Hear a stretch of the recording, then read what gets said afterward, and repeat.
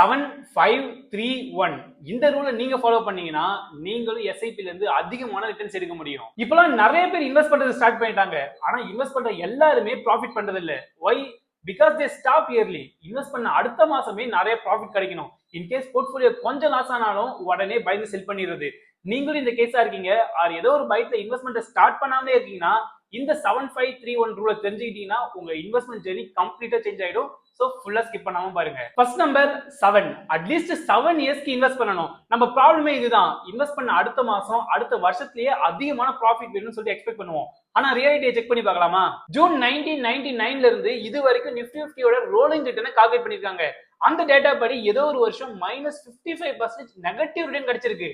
ஏதோ ஒரு வருஷம்லாம் இல்ல, 2008ல தான் இருக்கிறதுலே லோயஸ்ட் ரிட்டர்ன். ஃபார் எக்ஸாம்பிள் ஒரு 1000 rupees நீங்க இன்வெஸ்ட் பண்ணிருந்தீங்கன்னா அடுத்த வருஷமே 500 rupees லாஸ் பண்ணிருப்பீங்க. ஒரு வருஷத்துக்கு மட்டும் இன்வெஸ்ட் பண்ணாதான் நெகட்டிவ் ரிட்டர்ன் கிடைக்க சான்ஸ் இருக்கு. சரி, ஒரு 3 வருஷம் இன்வெஸ்ட் பண்ணலாம்னு சொல்லிட்டு நீங்க இன்வெஸ்ட் பண்ணியிருந்தா கூட ஏதோ ஒரு 3 வருஷத்துல -15% நெகட்டிவ் ரிட்டர்ன் கிடைச்சிருக்கு. 5 இயர்ஸ்க்கு இன்வெஸ்ட் பண்ணா கூட ஏதோ ஒரு டைம்ல -1% நெகட்டிவ் ரிட்டர்ன் கிடைச்சிருக்கு. இதெல்லாம் தாண்டி 7 வருஷத்துக்கு மேல இன்வெஸ்ட் பண்ணிட்டீங்கன்னா no instance of negative return. 7 வருஷத்துக்கு மேல நீங்க இன்வெஸ்ட் பண்ணிட்டீங்கன்னா நெகட்டிவ் ரிட்டர்ன் கிடைக்க தடையமே இல்லைன்னு சொல்றாங்க. அது மட்டும் இல்ல, 7 இயர்ஸ்க்கு மேல இன்வெஸ்ட் பண்ணா 85% of time Indian equity more than 10% return வந்திருக்கு. நீங்க ஷார்ட் டேர்ம்க்கு இன்வெஸ்ட் பண்ண போறீங்க, 1 இயர் ஆர் 3 இயர்ஸ்க்காக மட்டும் இன்வெஸ்ட் பண்ண போறீங்கன்னா டெட் பக்கம் போயிடுங்க. ஒன்ஸ் ஈக்விட்டில இன்வெஸ்ட் பண்ண டிசைட் பண்ணிட்டீங்கன்னா அட்லீஸ்ட் 7 இயர்ஸ்க்காச்சும் இன்வெஸ்ட் பண்ணுங்க. இங்க most of the people 1 year or 3 இயர்ஸ்ல இன்வெஸ்ட் பண்ண ஸ்டாப் பண்ணிடுவாங்க. நான் கூட என்னுடைய போர்ட்ஃபோலியோ ஸ்டேட்டஸை ஷேர் பண்ணிருக்கேன். ஒரு 3 வீடியோக்கு முன்னாடி போய் செக் பண்ணி பாருங்களேன். 3 வருஷமா இன்வெஸ்ட் பண்ணி போர்ட்ஃபோலியோ லாஸ்ல இருக்கு. இப்பதான் கொஞ்சம் கொஞ்சமா ரெக்கவர் ஆகுது. ஆனா நான் இன்வெஸ்ட்மெண்ட் ஸ்டாப் பண்ண போறது இல்ல.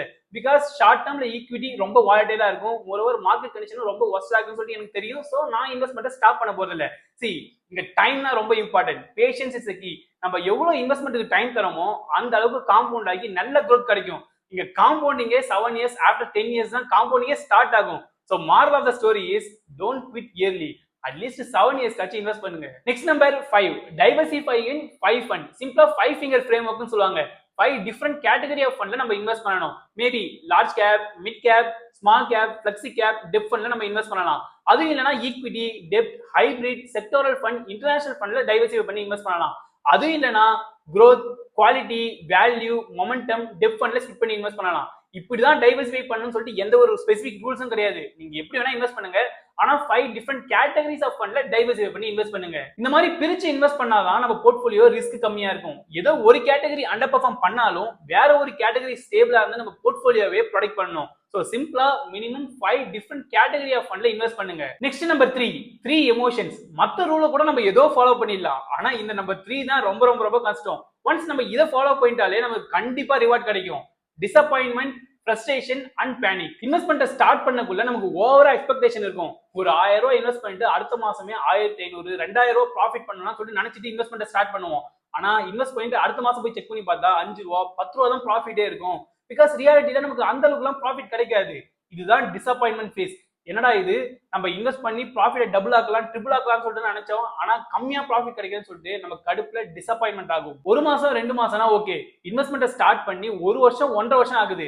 ஆனா ஸ்டில் 5%, 8% சொல்லிட்டு ரொம்ப கம்மியான ரிட்டர்ன் கிடைச்சா கடுப்பாகுமா ஆகாதா? கண்டிப்பா கடுப்பாகும். இதுதான் ஃப்ரஸ்ட்ரேஷன் ஃபேஸ். திரும்பவும் என்னடா நம்ம என்னென்னமோ நினைச்சிட்டு வந்தோம், இங்க ப்ராஃபிட்டே கிடைக்க மாட்டேங்குன்னு சொல்லிட்டு ஒருவேளை எல்லாத்தையும் செல் பண்ணிடலாமான்னு கூட தோணும். இது எல்லாத்தையும் ஓவர் கம் பண்ணிட்டு ஒரு 3 வருஷத்துக்கு மேல இன்வெஸ்ட் பண்றீங்க. பாசிட்டிவ் ரிட்டர்ன் கிடைக்கலாம்னு பரவாயில்ல, போர்ட்ஃபோலியோ லாஸ்ட்ல இருக்கு. எனக்கு நடந்த மாதிரி. இப்போ உங்க மனநலமா எப்படி இருக்கும்? இதுதான் பேனிக் ஸ்டேஜ். அட போடா நீங்களும் உங்க இன்வெஸ்டிங் சொல்லிட்டு எல்லாத்தையும் செல் பண்ணிட்டு வெளியிட போயிடுவீங்க. எல்லா இன்வெஸ்டரும் இந்த டிசப்பாயின்மெண்ட், ஃப்ரஸ்ட்ரேஷன் அண்ட் பேனிக் ஃபேஸை கோ த்ரூ பண்ணிட்டு தான் வருவாங்க. இந்த 3 எமோஷனையும் கண்ட்ரோல் பண்ணிட்டு நீங்க லாங் டர்ம் மார்க்கெட்ல சஸ்டைன் ஆயிட்டாலே கண்டிப்பா அதுக்கான ரிவார்ட் கிடைக்கும். இந்த நம்பர் 3 எனக்கே சொன்ன மாதிரி இருக்கு. பிகாஸ் நான் இப்போ பேனிக் ஃபேஸ்ல தான் இருக்கேன். சோ நான் கண்டிப்பா இன்வெஸ்ட்மெண்ட் விட்டுற மாட்டேன். லாஸ்டா number 1, step up every year. நம்ம மந்த்லி 10,000 rupees இன்வெஸ்ட் பண்ண போறோம்னு வச்சுக்கலாம். நெக்ஸ்ட் 20 இயர்ஸ்க்கு இன்வெஸ்ட் பண்ணி ஆவரேஜா 12% ரிட்டர்ன் கிடைச்சிச்சுன்னா டோட்டலா நம்ம கிட்ட 91,98,574 rupees கிடைக்கும். இதுவே சேம் இதே இன்வெஸ்ட்மெண்ட் ஸ்டெப் அப் பண்ணி இன்வெஸ்ட் பண்ணி பார்க்கலாம். சேம் 10,000 rupees 20 இயர்ஸ்க்கு 10% இயர்லி ஸ்டெப் அப் பண்ணி இன்வெஸ்ட் பண்ணா அப்ப நமக்கு டோட்டலா 1,86,31,383 rupees கிடைச்சிருக்கும். ஜஸ்ட் இயர்லி ஒரு 10% ஸ்டெப் அப் பண்ணி இன்வெஸ்ட் பண்றதுனால போர்ட்ஃபோலியோ ஆல்மோஸ்ட் டபுள் ஆயிருக்கு. So every year one step up பண்ணி இன்வெஸ்ட் பண்ணுங்க. சிம்பிளா சொல்லணும்னா அட்லீஸ்ட் 7 இயர்ஸ்க்கு இன்வெஸ்ட் பண்ணுங்க. 5 டிஃப்ரெண்ட் கேட்டகரிஸ் ஆஃப் ஃபண்ட்ல டைவர்சிஃபை பண்ணி இன்வெஸ்ட் பண்ணுங்க. 3 டைப்ஸ் ஆஃப் எமோஷன்ஸை கண்ட்ரோல் பண்ணுங்க. At least early one step up பண்ணி இன்வெஸ்ட் பண்ணுங்க. இதுதான் 7531 ரூல். இந்த ரூல் பெரிய மேஜிக்லாம் கிடையாது, பியூர் ஸ்ட்ராட்டஜி. நான் மியூச்சுவல் ஃபண்ட் இன்வெஸ்டிங்ல இந்த ஸ்ட்ராட்டஜி தான் ஃபாலோ பண்றேன். உங்க பிரதரா நீங்களும் இந்த ஸ்ட்ராட்டஜியை ஃபாலோ பண்ணுங்கன்னு சொல்லிட்டு சஜஸ்ட் பண்றேன். இந்த வீடியோ உங்களுக்கு யூஸ்ஃபுல்லா இருந்துச்சுன்னா வீடியோ லைக் பண்ணிட்டு சேனலை இப்பவே சப்ஸ்கிரைப் பண்ணிக்கோங்க. அப்படியே உங்க ஃப்ரெண்ட்ஸ் அண்ட் ஃபேமிலிஸ்க்கு ஷேர் பண்ணுங்க. That's it for today. It's just a beginning. More things to learn. We will grow together and escape from normalcy. Stay tuned. See you soon, warriors.